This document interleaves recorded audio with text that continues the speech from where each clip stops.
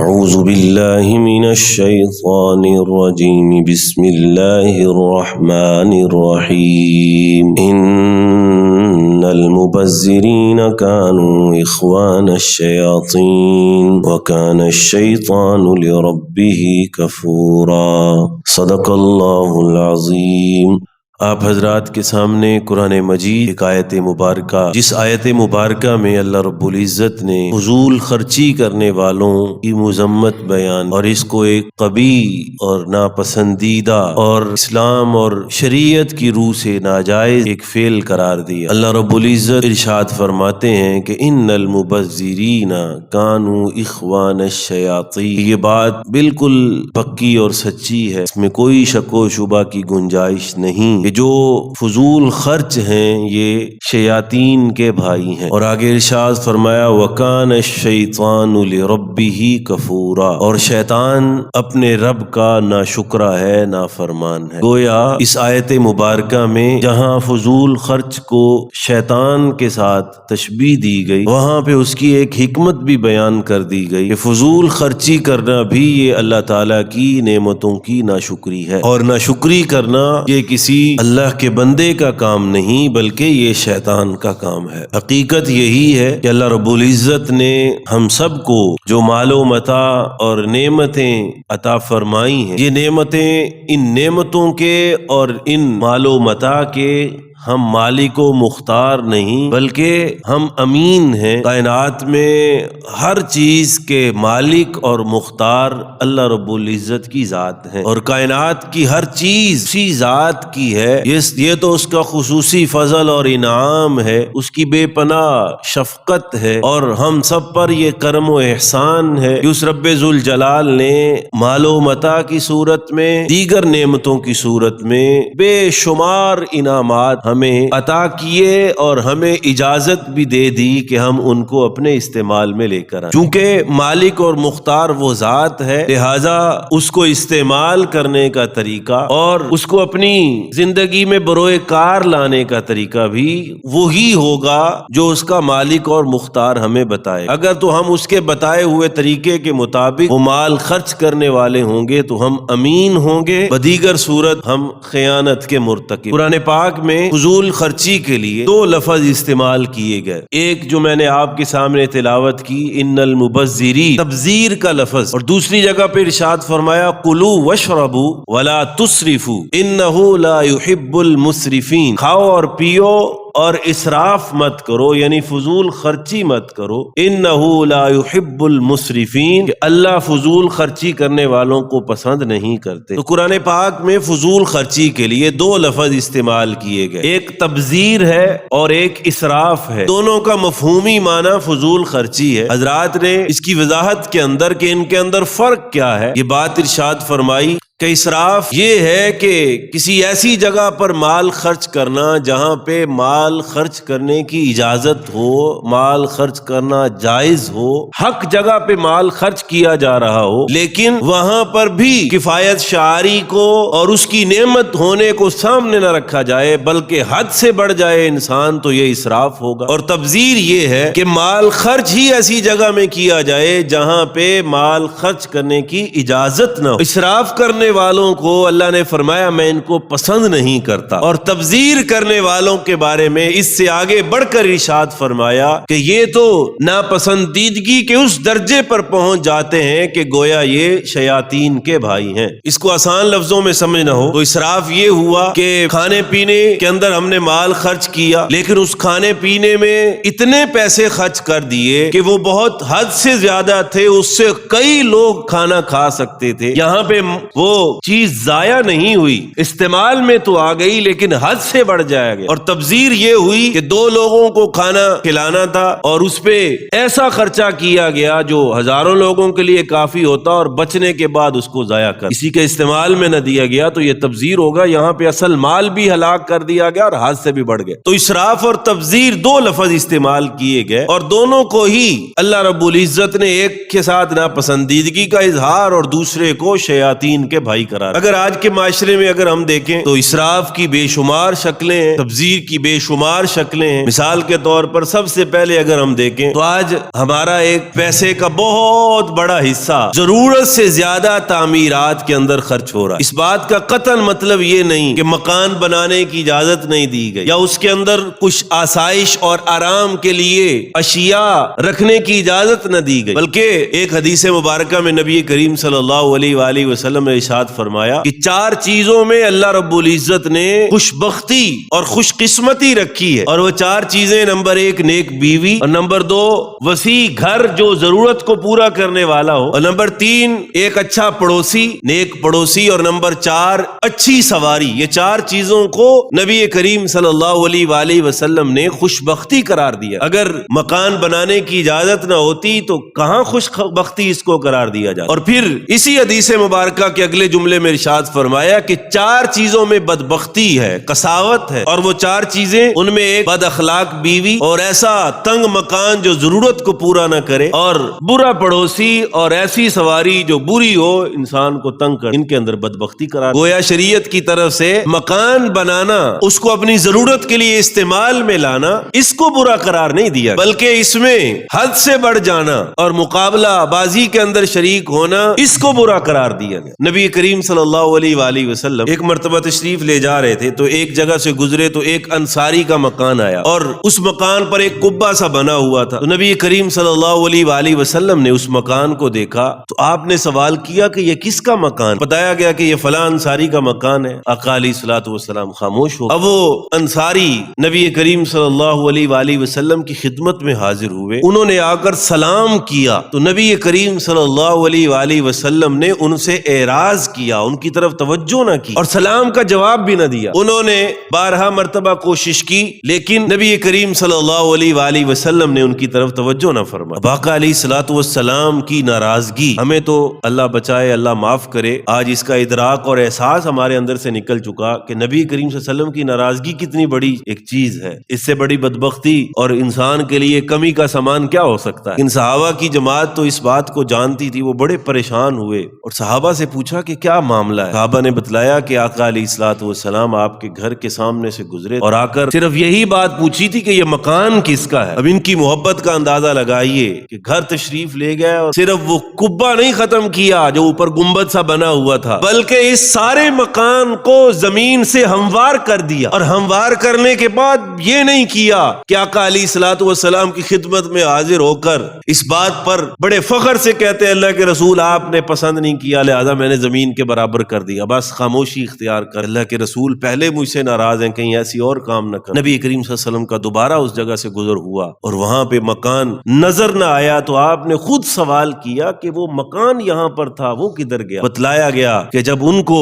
آپ کی ناراضگی کا علم ہوا تو انہوں نے اس مکان کو زمین کے برابر کر دیا، ملیا میٹ کر دیا، زمین بوجھ. آقا علیہ الصلوۃ والسلام نے وہاں پر ارشاد فرمایا یاد رکھو کہ یہ مکان جو ہے جو ضرورت کو پورا نہ کر رہا ہو، ضرورت سے زائد ہو، یہ تمہارے لیے کل وبال بن سکتا. آج میں اور آپ اس میں بڑے اسراف کا شکار ہو. ایک بزرگوں کا ایک واقعہ میں پڑھ رہا تو انہوں نے لکھا کہ وہ کسی جگہ پہ کسی مکان کے افتتاح پہ گئے تو صاحب مکان جو ہے وہ ان کو بتانے لگا کہ یہ چیز اتنی قیمتی ہے، یہ اتنی قیمتی ہے. انہوں نے کہا ایک نل جو ٹوٹی ہوتی ہے ٹوٹی، انہوں نے کہا یہ 80,000 روپے کی میں نے لگائی. وہ بھی اللہ والے تھے. انہوں نے کہا کیا اس سے دودھ نکلتا ہے یا شہد نکلتا ہے یا وہی پانی نکل رہا ہے جو ساری ٹوٹیوں سے نکلتا ہے؟ احساس دلایا اور ایک دوڑ لگی ہوئی ہے ان مکانوں میں، بڑھ چڑھ کے ضرورت کے مطابق جتنی ضرورت ہو آسائش کی اجازت دی گئی اور آرام و سکون حاصل کرنے کی اجازت دی گئی، لیکن اس میں اس قدر بڑھ جانا کہ مقابلے کی ایک کیفیت ہو جائے یہ اسراف ہے. اور اسی کے بارے میں فرمایا انہ لا یحب المسرفین، اور یہ تبذیر ہے جس کے بارے میں فرمایا یہ فضول خرچے کرنے والے شیطان کے بھائی ہیں، اللہ ان کو پسند. نبی کریم صلی اللہ علیہ وسلم کے اپنا حجرہ کیا تھا. حضرت عائشہ فرماتی ہیں کہ وہ حجرہ آپ صلی اللہ علیہ وسلم کے حجرے یہ تھے کہ ایسے کھڑے ہو کے ہاتھ اوپر کیا جائے تو چھت کو ہاتھ لگتا تھا، اور جب آپ صلی اللہ علیہ وآلہ وسلم نے تہجد کے لیے نماز ادا کرنی ہوتی تھی تو مجھے اپنے پاؤں کو ٹانگوں کو سمیٹنا پڑتا تھا تب جا کے میں آپ نماز ادا کرتا. مطلب یہ نہیں کہ بیائی نہیں ہم اسی طرح فالو کریں، لیکن ہمیں یہ احساس ہونا چاہیے کہ یہ جو ایک نمائش کی طرف ہم جا رہے ہیں اس پہ اللہ کی ذات کتنی ناراض ہوگی، اور جب نعمتوں کی ناقدری ہوتی ہے تو اس سے نعمتیں چھنتی ہیں اور پھر اللہ کی طرف سے ناراضگیاں اترتی ہیں۔ تو ایک اسراف کی شکل تعمیر کے سلسلے میں، اسی طرح اسراف کی ایک شکل، اب دیکھیں عبادت میں بھی اسراف کو پسند نہیں کیا گیا۔ وضو کرتے ہیں ہم، وضو کے لیے حکم دیا گیا کہ ہر عضو کو 3 مرتبہ دھویا جائے، اور بعض حضرات نے 3 مرتبہ سے زیادہ اس نیت سے کہ انسان 3 مرتبہ سے زیادہ اس لیے دھوئے کہ اس سے شاید مجھے اجر و ثواب زیادہ ملے گا، تو اس کو مکروہ تحریمی لکھا ہے اور اس کو اسراف میں شمار۔ ہاں اگر کسی نے دھویا اور اس کو محسوس ہوا کہ میرا عضو صحیح نہیں دھلا، اجازت دی گئی، لیکن اگر کسی کو وسوسہ ہے، ہر وقت وسوسہ رہتا ہے، ایک جب بھی وضو کرتا ہے یہی بار بار احساس ہوتا ہے کہ یہ میرے نہیں دھلے تو بار بار دھوتا ہے، تو اس کو کہا تمہیں وسوسے کی فکر نہیں کرنی چاہیے، 3 مرتبہ دھو لو کافی ہو جائے۔ ایک صحابی فرماتے ہیں کہ غالباً حضرت عبداللہ بن عمر رضی اللہ تعالیٰ عنہ روایت نقل کرتے ہیں کہ میں وضو کر رہا تھا تو نبی کریم صلی اللہ علیہ وآلہ وسلم نے فرمایا یہ کیا کر رہے ہو، تم وضو میں اسراف کر رہے ہو۔ اللہ کے رسول، ان کے ذہن میں آیا کہ یہ نیکی کا کام میں کر رہا ہوں، اس میں اسراف کیسے ہو سکتا ہے؟ انہوں نے عرض کیا اللہ کے رسول کیا وضو میں بھی اسراف ہو سکتا ہے؟ فرمایا ہاں وضو میں بھی اسراف ہو سکتا ہے، چاہے تم بہتی نہر پر بھی بیٹھ کے وضو کر رہے ہو، تمہیں اس بات کا خیال کرنا ہوگا کہ تم وہاں پہ بھی اسراف، ہمیں بھی احتیاط کرنی چاہیے۔ تو جب ایک نیک عمل ہے اور ثواب کے کام کے لیے، طہارت کے لیے ہم استعمال کر رہے ہیں تو اس میں اسراف کی اجازت نہیں دی گئی تو دیگر کاموں میں اجازت کہاں؟ اس سے آگے بڑھیے، کھانے میں اسراف، نبی کریم صلی اللہ علیہ وآلہ وسلم کی اس حوالے سے بھی ہمارے سامنے تعلیمات موجود ہیں۔ آج ہم کھانے میں بھی اس قدر اسراف کر رہے ہیں کہ شاید اگر ہم ایسی جگہوں کو دیکھیں جہاں پہ کھانے لگتے ہیں تو شاید ہمارا دماغ گھوم جائے کہ ہم یہ جو مہنگائی کا اور پریشانی کا اور حالات کی خرابی کا یہ جو تذکرہ کرتے ہیں اور رونا روتے ہیں، یہ ہمارا رونا ٹھیک نہیں ہے۔ اور پھر اس سے آگے بڑھ کر اس کی گنجائش تو موجود ہے، اچھا کھانا کھایا جائے اور کسی کو کھانا کھلایا جائے، گنجائش موجود ہے۔ جو کھانے کا ضیاع ہے، شادیوں کے موقع پر دیکھا جائے، ایک بچہ ہمارے پاس پڑھتا تھا تو وہ لاہور کسی جگہ پہ کام کر رہا ہے تو کہتا ہے ہمارے ہوٹل کے مالک کا حکم ہے کہ جو کھانا بچے گا، ایسا کھانا نہیں جو پلیٹوں میں استعمال ہوا، بچا ہوا، جو بالکل صحیح سالم کھانا بچے گا اس کو تم جا کر گراؤ گے، کسی کو دینا نہیں ہے۔ اور اس سے پہلے بھی میں نے ایک واقعہ ایک دوست سے سنا کہ لاہور کا ایک مشہور و معروف صبح ناشتے کا پوائنٹ ہے جو کئی جگہ پہ لاہور کے مقامات پہ موجود ہے، انہوں نے اپنا یہ ضابطہ بنایا ہوا ہے کہ جو کھانا بچے گا اس کو گرا دیا جائے گا، کسی کو دیا۔ جب اس قدر اسراف ہوگا تو اللہ کی ناراضگی کیوں نہ آئے؟ حضرت ام عاصم فرماتی ہیں کہ ایک صحابی ہمارے گھر آئے اور ہم کھانا کھا رہے تھے، پیالے کے اندر کھانا کھا رہے تھے۔ ایک دن نبی کریم صلی اللہ علیہ وسلم کی خدمت میں گیا تو آپ پیالے میں کھانا کھا رہے تھے تو آپ نے ارشاد فرمایا یہ پیالے کے اندر کھانا کھانے کے بعد اگر اس کو چاٹ لیا جائے تو یہ پیالہ اس کھانے والے کے لیے استغفار کرتا ہے۔ حضرت عبداللہ بن عباس رضی اللہ تعالیٰ عنہ روایت نقل کرتے ہیں کہ نبی کریم صلی اللہ علیہ وآلہ وسلم نے ارشاد فرمایا کہ اس وقت تک تم کھانا کھانے کے بعد اپنے ہاتھوں کو صاف نہ کرو کسی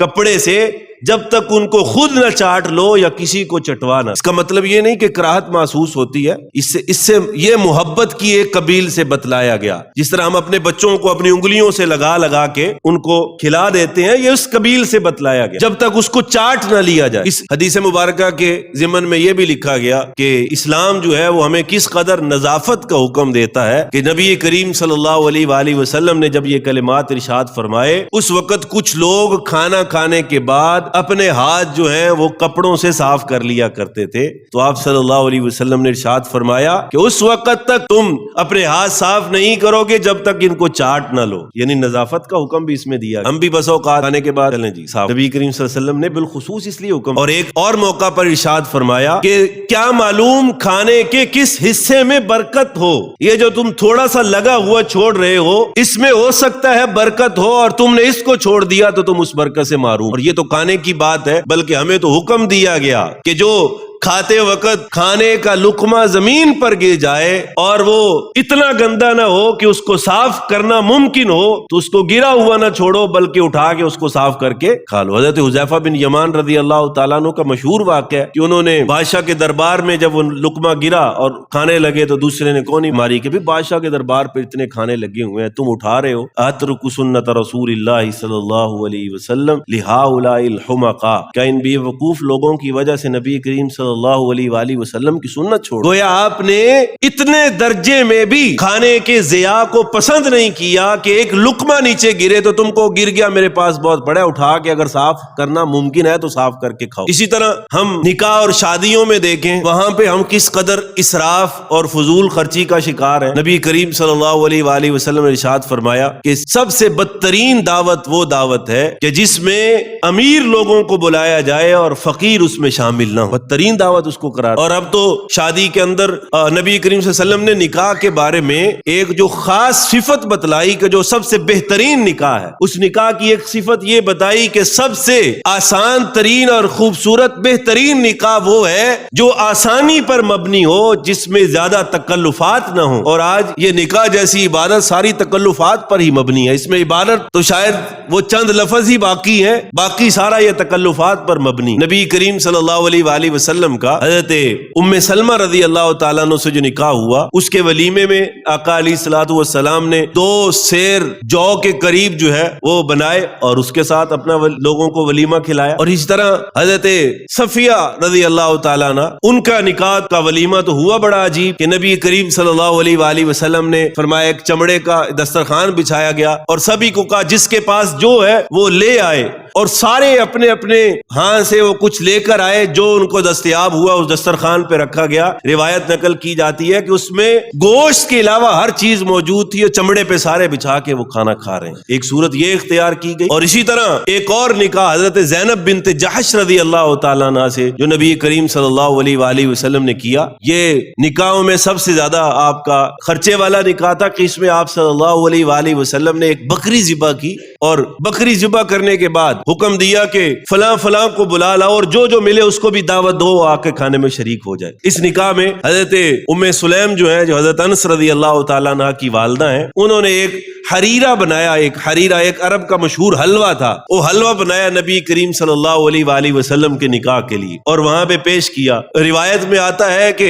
اتنے لوگ آئے کہ نبی کریم صلی اللہ علیہ وسلم کا گھر بھر گیا اور آپ صلی اللہ علیہ وسلم وہاں پہ تقسیم کرنے کے لیے خود بیٹھے اور آپ نے بھر بھر کے سبھی کو دیا. حضرت انس رضی اللہ تعالیٰ عنہ ارشاد فرماتے ہیں کہ جب سب لوگ کھا چکے اور سب میں بٹ چکا تو آقا علیہ الصلوۃ والسلام نے فرمایا انس اس کو اپنے گھر لے جاؤ, میں اندازہ نہیں کر سکتا کہ جب میں لے کر آیا تھا تب زیادہ تھا یا جب میں لے کے جا رہا تھا تب زیادہ. تو کئی شکلیں نبی کریم صلی اللہ علیہ وآلہ وسلم نے اپنے نکاح میں اختیار کر کے ہمیں سارے لوگوں کے لیے ایک ترتیب بتا دی کہ بھئی جو ترتیب تم اختیار کرنا چاہتے ہو اختیار کرو, لیکن اسراف کی اجازت نہیں, فضول خرچی کی. تو بات کا خلاصہ یہی ہے کہ قرآن پاک میں فضول خرچی کے لیے 2 لفظ استعمال کیے گئے. نمبر 1 تبذیر, ان المبذرین کانوا اخوان الشیاطین, فرمایا جو فضول خرچ ہیں یہ شیطان کے بھائی ہیں. وکان الشیطان لربہ کفورا, اور شیطان اپنے رب کا بہت ناشکرا ہے. اور دوسرا ارشاد فرمایا کلوا واشربوا ولا تسرفوا, کھاؤ پیو اجازت ہے, ولا تسرفوا فضول خرچی نہ کرو, انہ لا يحب المسرفین, اللہ فضول خرچی کرنے والوں کو پسند نہیں کرتا. اب یہ تبذیر اور اسراف ان دونوں فضول خرچیوں میں فرق کیا ہوا؟ فرق یہ بتلایا گیا کہ اسراف وہ فضول خرچی ہے کہ جس میں استعمال کرنے کی اجازت ہو لیکن انسان حد سے بڑھ جائے, اور تبذیر وہ فضول خرچی ہے جہاں پہ سرے سے مال خرچ کرنے کی اجازت ہی نہ ہو. ایسے لٹانا لوگوں کے اوپر پیسے, روڈوں کے اوپر ایسے اڑانا, تو کیا یہ اخوان شیاطین نہ ہوئے؟ اللہ تعالی ہمیں ہمہ قسم کی, چاہے وہ اسراف کی شکل میں ہو, تبذیر کی شکل میں ہو, ہر قسم کی فضول خرچی سے بچائے. بانٹیے, آپ دینا چاہتے ہیں تو بانٹیے, لوگوں کو دیجیے, فقیروں کو نوازیے, اپنے ساتھ جڑے ہوئے لوگوں کو کھلائیے. یہ اسراف کی شکل میں نہیں آئے گا, اس سے اللہ تعالیٰ اور دروازے کھولیں گے. اور اگر رکھ رکھ کے ضائع کر کر کے لوگوں کے سامنے پھینک دیا گیا تو, اور ایسی جگہ پہ کہ لوگوں کو کوڑوں کے ڈھیروں سے اٹھانا پڑا, تو پھر لوگ کھا بھی لیں گے, اجر و ثواب سے بھی محروم رہیں گے اور اللہ کی بارگاہ میں بھی پکڑ ہوگی. اللہ تعالیٰ مجھے اور آپ کو ان باتوں پر عمل کرنے کی توفیق نصیب فرمائے. آمین. واخر دعوانا